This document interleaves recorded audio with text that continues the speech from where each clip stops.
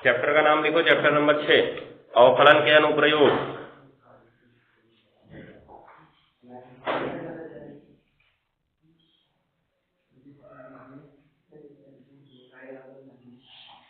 अवकलन के अनुप्रयोग, एप्लीकेशन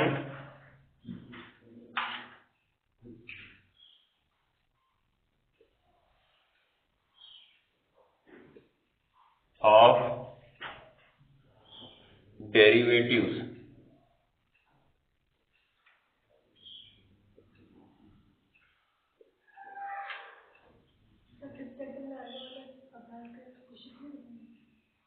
कौन सा? नहीं, समाप्त कर दिया वो। रोले लैग्रेंज का प्रमेय खत्म हो गया, उसको नहीं पढ़ना है, वो बता दिए। हाँ, वो पढ़ना है।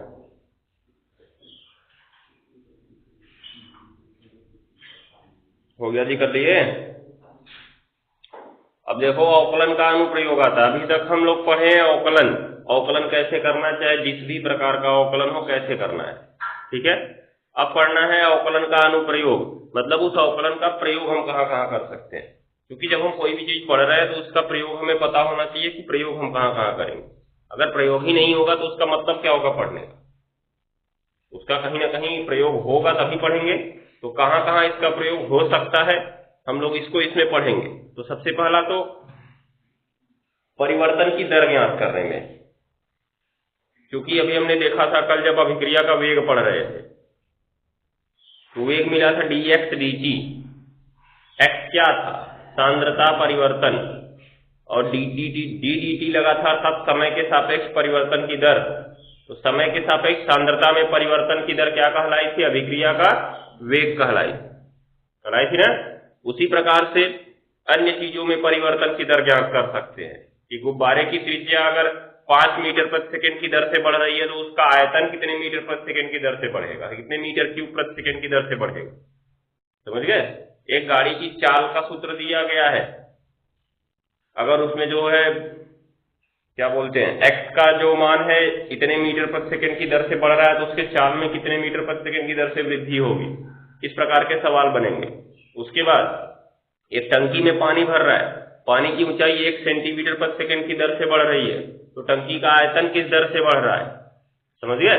ऐसी चीजें दे सकता है। एक बोल देगा कि एक गुब्बारे का जो आयतन है इतने मीटर क्यूब प्रति सेकंड की दर से बढ़ रहा है, तो उसका पृष्ठीय क्षेत्रफल कितने मीटर प्रति सेकंड क्यूब की दर से बढ़ेगा। क्योंकि जब गुब्बारा फुलाते जाओगे तो उसका पृष्ठ भी देखो बड़ा होता जाता है ना, तो पृष्ठीय क्षेत्रफल भी बढ़ता है, आयतन भी बढ़ता है, साथ में क्या बढ़ता है? पृष्ठीय क्षेत्रफल भी बढ़ता है। तो इस प्रकार के सवाल निकाल लें। और उसके बाद फलनों में निरंतर ह्रासमान और निरंतर वृद्धिमान भी पढ़ना है। निरंतर ह्रासमान और निरंतर वृद्धिमान। निरंतर ह्रासमान का मतलब जो फलन लगातार नीचे जाए, और निरंतर वृद्धिमान का मतलब जो फलन लगातार ऊपर जाए। समझ गए ये चीज? और तीसरा इसमें पढ़ना है उच्चिष्ठ और निम्निष्ठ। उच्चिष्ठ और निम्निष्ठ मान पढ़ना है, मतलब किसी फलन का सबसे अधिकतम मान क्या हो सकता है, किसी फलन का सबसे न्यूनतम मान क्या हो सकता है। समझ गए? मतलब फलनों में जब हम मानों को रखते जाते हैं तो उनकी एक निश्चित सीमा होती है, तो वही निश्चित सीमा हमको ज्ञात करनी है कि मैक्सिमम क्या है और मिनिमम क्या है। हो जाएगा?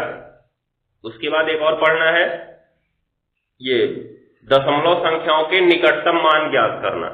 जैसे अभी हमसे पूछ दे ये 0.005 की घात 8 का मान बताना है, तो कर लेंगे हम लोग। साधारण रूप से तो करना बहुत मुश्किल है। क्यों?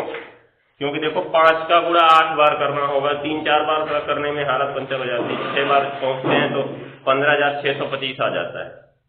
फिर उसमें 5 का गुणा कराएंगे लगभग 80,000 के आसपास हो जाएगा, फिर 4 लाख के आसपास हो जाएगा। और उसके बाद 3 अंक बाद इसमें दशमलव है, 8 का गुणा होगा 8 के 24 अंक के बाद दशमलव लगेगा। तो साधारण परिस्थितियों में मान थोड़ा निकालना संभव होता है, इसलिए हम इसको अगर अवकलन का प्रयोग कर ले तो अवकलन के प्रयोग से आसानी से निकाल सकते हैं। समझ में आया कि नहीं है? तो इस तरह से तुमको ध्यान में रखना है। अब यहाँ पे सबसे पहली शुरुआत यही होगी कि राशियों में परिवर्तन की दर, अर्थात एक चीज बदल रहा है तो दूसरे में परिवर्तन की दर क्या होगी। हो जाएगा। तो शुरू करो सबसे पहले हेडिंग, राशियों में परिवर्तन की दर, राशियों में परिवर्तन की दर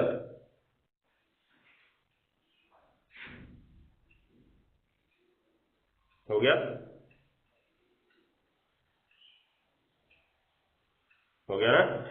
लिखो, माना दो राशियां x तथा y, माना दो राशियां x तथा y, दो राशियां x तथा y, दो राशियां x तथा y हैं। हो गया ना। जिनका फलन, जिनका फलन y बराबर fx के रूप में है,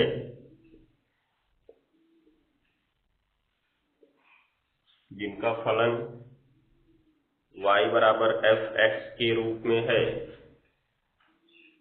हो गया। तो x के मान में, तो x के मान में डेल्टा x परिवर्तन करने पर,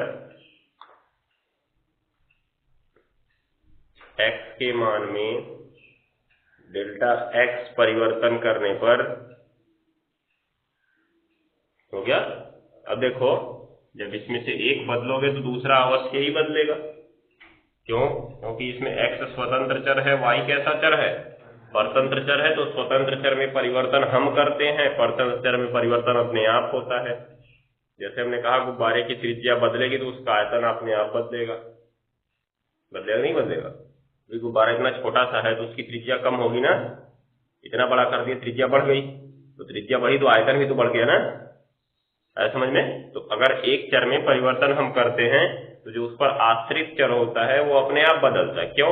क्योंकि देखो, गुब्बारे की त्रिज्या का फॉर्मूला था v बराबर 4/3 pi R square, pi R cube, 4/3 pi R cube. मतलब उसमें आर आया कि नहीं आया? आर क्या है? त्रिज्या है। त्रिज्या बदलेगी तभी तो आयतन बदलेगा। इसका मतलब आयतन किस पर निर्भर कर रहा है? त्रिज्या पर। तो इसी प्रकार यहाँ पे हम लिखते हैं v बराबर 4/3 पाई आर क्यूब, मतलब आर पर निर्भर किया कौन? v। इसी प्रकार यहाँ x पर निर्भर कर रहा है कौन? y। तो x में परिवर्तन हम लाएंगे और y में परिवर्तन अपने आप होगा। समझ गए? तो क्या कहा गया? x में डेल्टा x परिवर्तन करने पर, हो गया, y में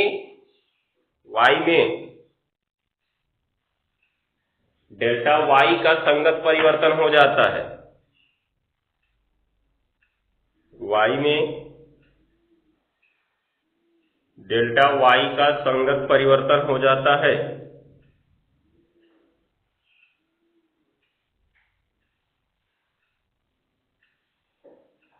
हो गया। नीचे लिखना, इस स्थिति में, इस स्थिति में, इस स्थिति में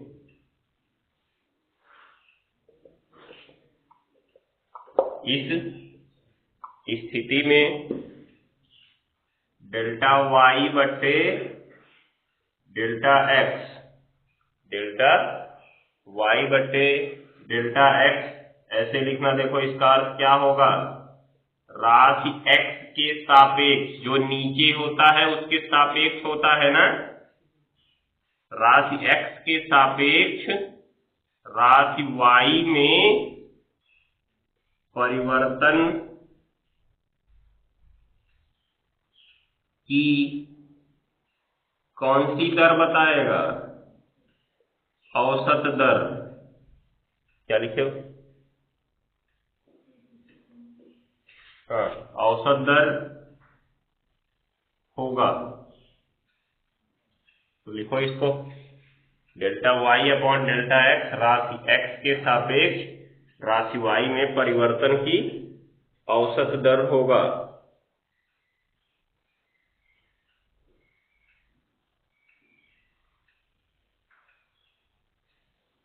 हो गया ना।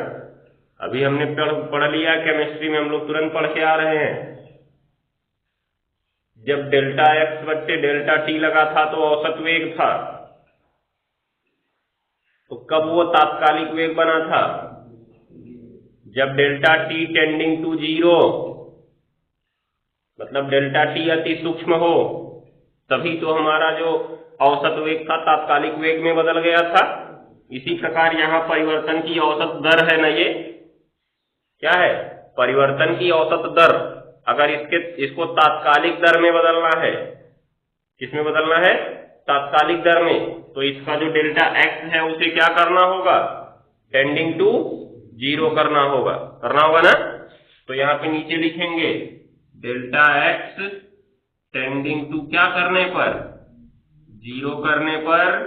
तो देखो limit delta x tending to zero delta y upon delta x बराबर ये किसमें बदल जाएगा? डी वाई डी एक्स में। अतः डी वाई डी एक्स को या ऐसे लिख लेंगे, अर्थात एक्स के सापेक्ष वाई में कौन सी परिवर्तन दर आ गई है? तात्कालिक परिवर्तन दर आ गई। हो गया ना। ये चीज को ध्यान में रखना है। उसके बाद यहाँ पे लिख लेना, बस यही चीज हमको ध्यान में रखना है। अतः डी वाई डी एक्स को काली पेन से लिखना, एक्स के सापेक्ष वाई में परिवर्तन की क्या कह सकते हैं? दर कह सकते हैं या कहते हैं। हो गया ना। ये चीज को ध्यान देना है। तो यही हमको हर जगह पे निकालना होगा। क्या निकालना होगा? D y d x. परिवर्तन की दर अगर निकालना है तो क्या निकालना होगा? D y d x. क्या निकालना होगा? D y d x. X और वाई उसमें चर रहेंगे। एक्स और वाई की जगह कोई दूसरा चर भी हो सकता है, जैसे इसमें v और r था। v बराबर 4/3 पाई आर क्यूब, दिख रहा है नहीं दिख रहा है? इसमें v और r था, है ना। तो v तुम्हारा y का काम करेगा और r किसका काम करेगा? x का काम करेगा। अर्थात डी वाई डी एक्स की जगह यहाँ पे क्या निकलेगा? डीवी डी आर निकलेगा। डीवी डी आर निकलेगा ना। ये चीज को ध्यान देना है। तो लिखेंगे पहले इसको हम लोग, इतना लिख लो, तब नीचे कुछ और चीजें बता देते हैं, तब सवाल ये कुछ सूत्र लिखते हैं, तब सवाल शुरू करते हैं। क्योंकि बिना सूत्र के यहाँ के सवाल नहीं लगेंगे। जब तक सूत्र नहीं ज्ञात होगा हमको, तब तक सवाल नहीं लगेगा।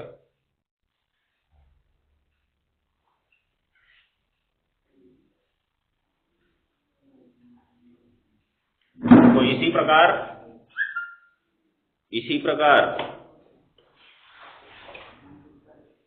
हो गया।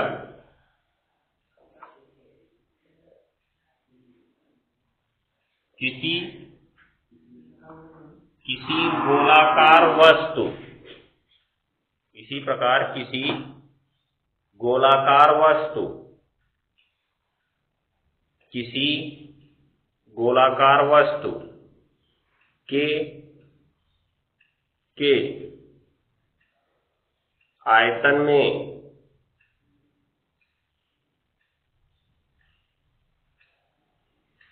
गोलाकार वस्तु के आयतन में परिवर्तन की दर, एक मिनट, आयतन में उसकी त्रिज्या के सापेक्ष, उसकी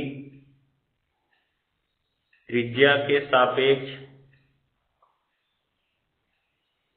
परिवर्तन की दर को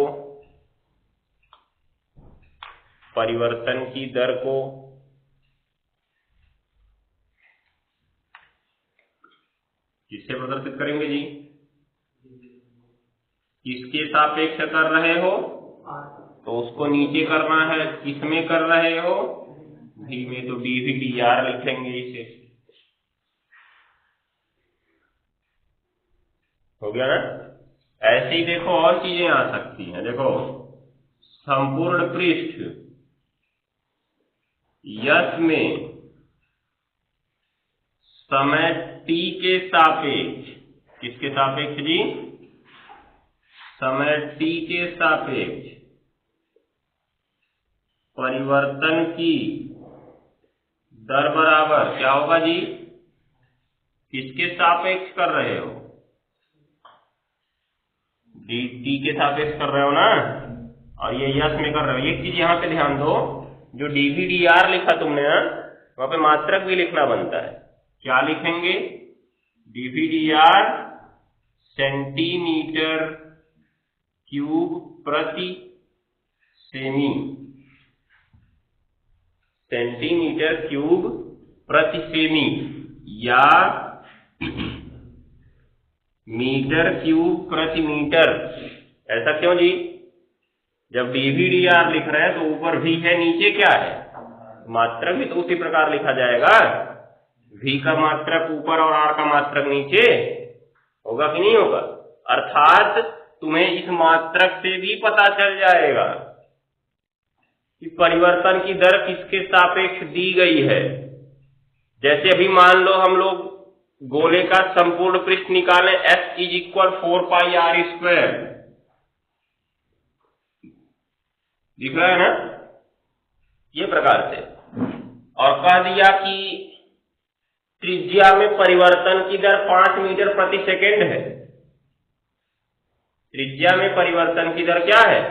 5 मीटर प्रति सेकेंड। तो सोचने वाली बात है, हम यहां पे अगर अवकलन करना चाहें तो किसके सापेक्ष करेंगे? अपने अनुसार r के सापेक्ष करेंगे तो हमको तो मिलेगा ds dr, और इधर मिलेगा 4π × 2r। मिला कि नहीं मिला? और जबकि परिवर्तन उसने क्या दिया था? 5 मीटर प्रति सेकेंड। मीटर किसका मात्रक हुआ? त्रिज्या में परिवर्तन की दर दिया था ना, तो मीटर त्रिज्या का मात्रक हो गया। और किसके सापेक्ष दिया था जी? समय t के सापेक्ष, अर्थात उसने dr dt दिया था। देख रहे हो? dr dt, तो dr dt दिया, कहीं इसमें dr dt दिख रहा है? नहीं दिख रहा है। इसका मतलब हमने यहाँ पे गलत काम किया। हमको उसी सवाल के हिसाब से देख के करना होगा कि अवकलन कैसा किया जाए। समझ में आया कि नहीं आया? सवाल के हिसाब से ही देखना है कि अवकलन t के सापेक्ष करें कि r के सापेक्ष करें। अगर सवाल ने पूछा कि त्रिज्या के सापेक्ष संपूर्ण पृष्ठ में परिवर्तन की दर बताओ, तभी r के सापेक्ष अवकलन करना। लेकिन उसने कह दिया कि अगर त्रिज्या में परिवर्तन की दर 5 मीटर प्रति सेकेंड है तो संपूर्ण पृष्ठ में परिवर्तन की दर बताओ। इसका मतलब जो संपूर्ण पृष्ठ में परिवर्तन की दर पूछ रहा है वो किसके सापेक्ष पूछ रहा है? r के सापेक्ष नहीं पूछ रहा है। किसके सापेक्ष पूछ रहा है? t के सापेक्ष। क्योंकि जब त्रिज्या समय के सापेक्ष बदलेगी तो संपूर्ण पृष्ठ भी तो समय के सापेक्ष बदलेगा। 1 सेकंड में त्रिज्या 5 मीटर बदलेगी तो संपूर्ण पृष्ठ भी उसी अनुसार 1 सेकंड में बदल जाएगा, बदलेगा ना। इसका मतलब इसका अवकलन r के सापेक्ष न होकर किसके सापेक्ष होगा? t के सापेक्ष होगा। तो इधर आएगा ds dt, क्या आएगा? ds dt 4π, इसको 2r तो करेंगे और साथ में t के सापेक्ष कर रहे हैं ना, तो क्या लिखेंगे? dr dt लिखेंगे। dr dt की वैल्यू 5 दी गई है, दी गई नहीं दी गई?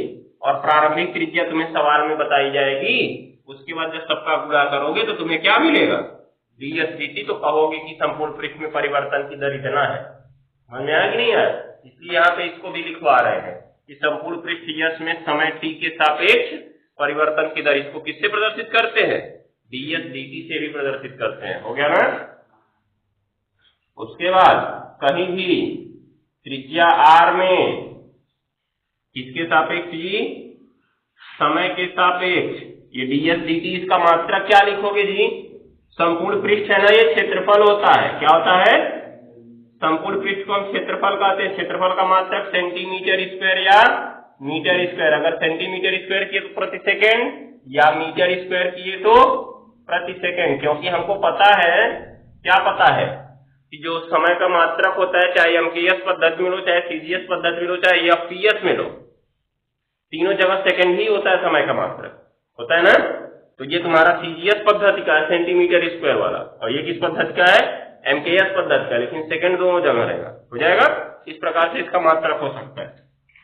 ऐसे त्रिज्या r में समय के सापेक्ष परिवर्तन की दर कौन बताएगा? बताओ फटाक से, क्या होगा? dr/dt लिखेंगे, लेकिन मात्रक क्या लिखेंगे? r त्रिज्या अर्थात दूरी है ना, तो r का मात्रक सेंटीमीटर होगा या मीटर होगा। तो इस मात्रक से भी पहचान लेना कि किसके सापेक्ष अवकलन करना है तुम्हें। ये मात्रक ही बता देगा कि यहाँ पे है क्या। समझ में आया कि नहीं आया? अगर मीटर, ये सेंटीमीटर लिखा और मीटर सेकंड लिखा, तो सेंटीमीटर माने तो त्रिज्या हो गई अर्थात दूरी, और बट्टे सेकंड लिखा अर्थात क्या हो गया? समय। मतलब उसने क्या दिया है? r/t, इसलिए dr/dt दिया गया है तुम्हें, दिया गया ना, और बाकी चीजें निकालनी है। हो जाएगा? ये चीज को ध्यान में रखना। यहाँ क्या दिया था?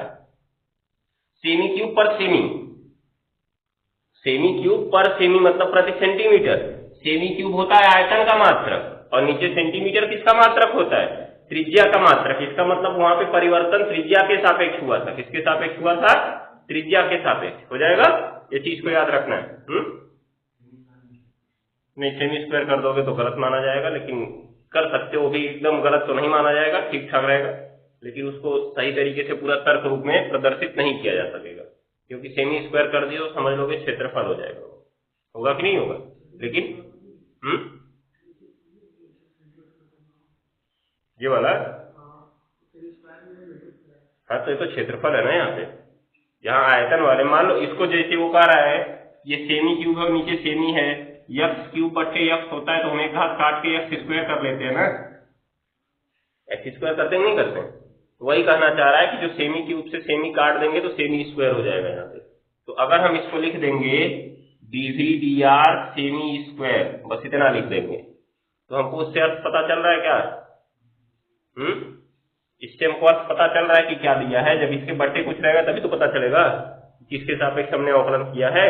तो इसीलिए इतने तो ही छोड़ देना, काटना मत। इसको काट दोगे तो भी कोई गलती नहीं है, लेकिन तुम्हारे समझने में परेशानी हो जाएगी, समझ नहीं पाओगे सही से। इसलिए मात्रक जितना हो सके काटा मत करो। जब हमसे बीमी सूत्र पूछा जाए तभी काटा करो। ठीक,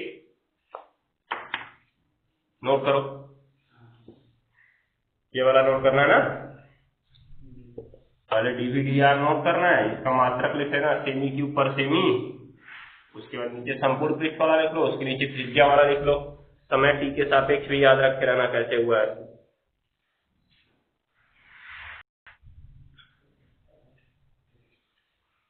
अब नीचे हेडिंग लिख लो, कुछ महत्वपूर्ण सूत्र। कुछ महत्वपूर्ण सूत्र।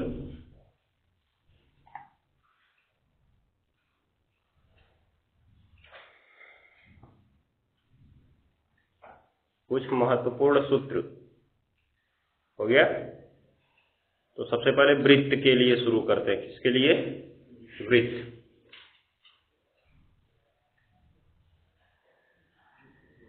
वृत्त के लिए त्रिज्या बराबर क्या? r, व्यास बराबर d, बराबर उसे किससे प्रदर्शित कर सकते हैं? 2r से। व्यास d जो होता है त्रिज्या का 2 गुना होता है, जानते हो? बहुत है। वृत्त की परिधि बताओ तो। सही बता दिए, बहुत से। यश से प्रदर्शित कर सकते हो इसे, और 2πr लिख सकते हो गया ना। वृत्त का क्षेत्रफल a बराबर क्या? r cube r square. बस और चीजें नहीं होती हैं वृत्त में, लिख लो।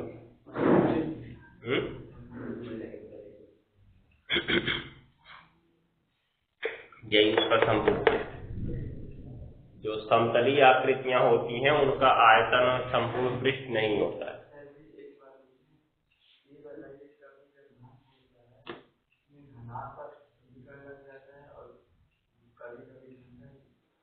इसमें ध्यान देना, अगर यहाँ पर हमको क्षेत्रफल में परिवर्तन की दर निकालना है तो त्रिज्या अगर बदल रही है तो क्षेत्रफल बदल सकता है। इसका बदल सकता, नहीं बदल सकता।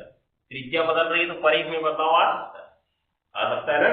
इसीलिए इनमें भी परिवर्तन की दर को पढ़ सकते हैं, भले ही ये त्रिविमीय आकृति नहीं है। हाँ, इसका आयतन में नहीं बदलेगा, इसका क्षेत्रफल तो बदल सकता है। मान लो ये पृष्ठ है, ऐसे ऐसे बढ़ता जाएगा, देखो इसका क्षेत्रफल बढ़ता जा रहा है, नहीं बढ़ता जा रहा है, ठीक है, ये चीज को ध्यान देना। चलो देखो हो गया। पृष्ठ के बाद देखो आयत के लिए फटाफट लिखते चलो। आयत के लिए, आयत में दो चीजें होती हैं, लंबाई बराबर x, चौड़ाई बराबर y, और परिमाप बराबर 2 गुणे कोष्ठक में लंबाई प्लस चौड़ाई, अर्थात 2 गुणे कोष्ठक में x प्लस y। हो गया ना। उसके बाद क्षेत्रफल बराबर लंबाई गुणे चौड़ाई, अर्थात x गुणे y। हो गया, नोट करो इसको। हो गया जी, कर लिए।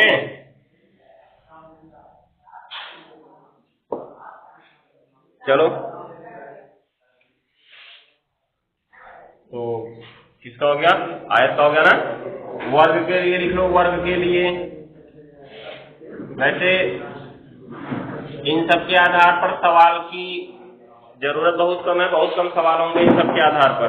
1 या 2 सवाल पूरे अभ्यास में तुमको मिलेंगे इसके आधार पर, बाकी के सवाल तुम्हारा त्रिविमीय आकृतियों पर ही होंगे, क्योंकि लगभग सवाल तुम्हारा आयतन में परिवर्तन की दर पे पूछा जाएगा, संपूर्ण पृष्ठ में परिवर्तन की दर पर पूछा जाएगा, वो दोनों त्रिविमीय आकृतियों का ही होता है। इसमें कभी कभी पूछ लिया जाएगा कि लंबाई चौड़ाई इतनी है, लंबाई में परिवर्तन की दर इतनी है, चौड़ाई में परिवर्तन की दर इतनी है, तो आयत के क्षेत्रफल में परिवर्तन की दर बताओ, समझ गए, तब पूछा जा सकता है ऐसा 1-2 सवाल, लेकिन ज्यादा सवाल नहीं मिलेगा। वर्ग एक ऐसा चतुर्भुज होता है जिसकी चारों भुजाएं आपस में क्या होती हैं, समान होती हैं, इसलिए भुजा को केवल हम क्या मानेंगे, x मानेंगे। परिमाप हम जानते हैं, सभी भुजाओं का योग होता है ना, 4 भुजाएं हैं, चारों सेम है, मतलब 4 गुणे x कर दो। क्षेत्रफल, एरिया क्या होता है, लंबाई गुणे चौड़ाई, यहाँ पे लंबाई भी x और चौड़ाई भी x, मतलब x गुणे x अर्थात x²। नोट कर लो, मात्रक भी लिखें इन सबका। देखो इसका मात्रक होगा वर्ग सेमी या वर्ग मीटर, जैसा सवाल दिया हो, और इसका मात्रक होगा सेमी या मीटर, और भुजा तो सेमी में रहती ही है या मीटर में रहती है, तो जैसा लिया जाए।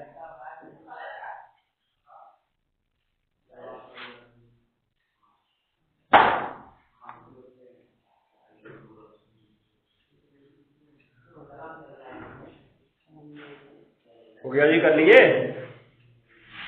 चलो 3 चीजें तो हमारा समतलीय आकृति पे हो गई। अब आते हैं त्रिविमीय आकृतियों में। तो 4 त्रिविमीय आकृतियों के लिए पढ़ना है। तो पहला लिखो, घन के लिए।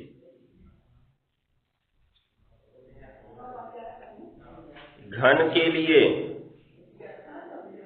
हो गया ना, कोर लंबाई या भुजा। अगर घन लेते हैं तो घन की कोर लंबाई कह सकता है या क्या कह सकता है, भुजा कह सकता है। घन क्या है, क्यूब। डाइस तुमने देखा होगा, डाइस देखे हो, डाइस क्या है, आ जाओ। डाइस माने पासा। पासा देखे हो, नहीं देखे हो, हाँ वही, बहुत से। तो उसको देखे होगे, चारों तरफ से समान होता है, उसकी लंबाई चाहे चौड़ाई चाहे ऊंचाई सब बराबर होती है, इसलिए उसको हम कोर लंबाई सीधे सीधे कह देते हैं। और क्या मानते हैं, उसे ए मानते हैं। क्या मानते हैं, मात्रक सेंटीमीटर या मीटर हो सकता है, तो यहाँ पे हम मात्रक सेमी मान रहे हैं। हो गया। उसके बाद संपूर्ण पृष्ठ। संपूर्ण पृष्ठ बोलते हैं या पृष्ठीय क्षेत्रफल, ध्यान देना, तुमसे पृष्ठीय क्षेत्रफल कह दिया जाए या संपूर्ण पृष्ठ कह दिया जाए, दोनों जगह बात एक ही होती है, हो जाएगा बराबर। इसको क्या मानते हैं? संपूर्ण पृष्ठ को यस मानते हैं, यस। इसका सूत्र होता है 6a²। ऐसा काहे को होगा? क्योंकि तुमने अगर घन को लिया तो घन में कितनी फलक होगी? 6 फलक होगी। फलक मतलब ये परत कितनी दिख रही है? ये वाली परत दिख रहा है, 1 2 3 और 4 ये दिख गया। उसके बाद तुम्हारा 5 इधर वाला और 6 ये नीचे वाला दिख रहा है ना, 6 फलक। ये तो हमारा घन नहीं घनाभ है, क्योंकि इसकी लंबाई चौड़ाई और ऊंचाई सब समान नहीं है, दिख रहा है ना। तो जिसकी लंबाई चौड़ाई ऊंचाई समान होती है वही घन होता है। अब उसमें सभी तरफ सेम सेम दिखेगा ना, जैसे लूडो की गोटी देखते हो उसी तरह से सब तरफ ये सतह सेम सेम दिखेगी और सभी वर्गाकार होगी। और वर्ग का क्षेत्रफल होता है भुजा का स्क्वायर, अर्थात भुजा हमने माना a, तो a² होगा ना। और कितने फलक हैं? 6 है ना, तो इसलिए 6a² हो जाता है। ये चीज को ध्यान देना, ये संपूर्ण पृष्ठ है।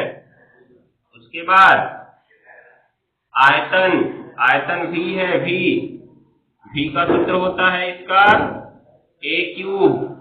क्या होता है? यहाँ देखो, इसका मात्रक लिखोगे वर्ग सेमी। क्या लिखोगे जी? वर्ग सेमी। और इसका मात्रक लिखोगे, आयतन है ना, घन सेमी। घन सेमी का मतलब सेमी क्यूब भी होता है। समझ में आया कि नहीं आया? ये प्रकार से अब देखो, घनाभ का आयतन क्या होता है? लंबाई गुणे चौड़ाई गुणे ऊंचाई। तो जब इसमें लंबाई चौड़ाई ऊंचाई तीनों समान है तो ए तीनों हो जाएगा, अर्थात a³ हो जाएगा। तो घन कोई नई आकृति नहीं है, घन एक विशिष्ट घनाभ होता है जिसकी लंबाई चौड़ाई और ऊंचाई तीनों समान होती है।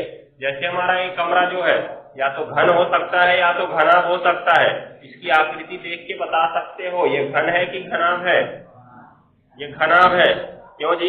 क्योंकि इसकी चौड़ाई, लंबाई और ऊंचाई तीनों अलग अलग, देख रहे हो, तीनों बराबर नहीं है, तीनों अलग अलग है, इसलिए घन नहीं हो सकता है। क्या होगा? ये घनाभ होगा। समझ में आया कि नहीं आया? चलो छाप लीजिए इसको घन के लिए। उसके बाद लिखो बेलन के लिए। बेलन के लिए अब देखो, आ जाओ,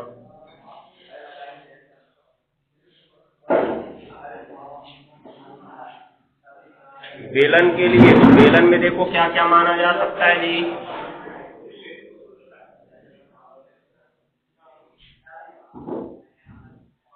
बेलन को सिलेंडर भी बोलते हैं।